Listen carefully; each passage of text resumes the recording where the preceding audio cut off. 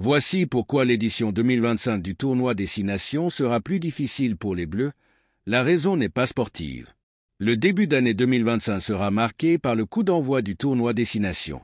Habituellement en février et mars, ce dernier débute à la toute fin du mois de janvier cette année, le 31, pour le premier match entre le 15 de France et le Pays de Galles dans l'antre du Stade de France. Comme chaque année, le calendrier a une vraie importance pour les 6 nations représentées, France, Italie, Irlande, Écosse, Angleterre et Pays de Galles. Et en année impaire, par exemple, la tâche peut être beaucoup plus difficile pour le 15 de France. Cette année 2025 étant année impaire, les Bleus auront en effet droit à 3 déplacements contre 2 lors des années paires. Et pas de chance pour le 15 de France car dans les 3 déplacements, il y a les plus difficiles. La bande à Antoine Dupont doit se déplacer en Irlande, détenteur du Grand Chelem, en Angleterre pour un Crunch à Twickenham et enfin en Italie, qui est traditionnellement l'adversaire le plus faible. C'est depuis l'intégration de l'Italie en 2000 que le tournoi est devenu un peu plus déséquilibré, car une année sur 2, certaines nations reçoivent 2 ou 3 fois. Traditionnellement, le 15 de France est très souvent en échec lors des années impaires.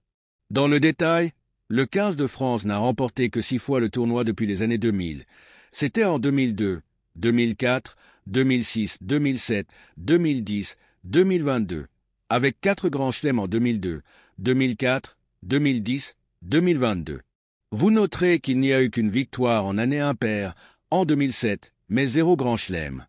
Depuis 25 ans, il n'y a pas eu de changement dans l'organisation et même dans le calendrier, car le calendrier de l'année 2000 a été établi sur le contraire de l'année 1999, date du dernier tournoi des 5 nations.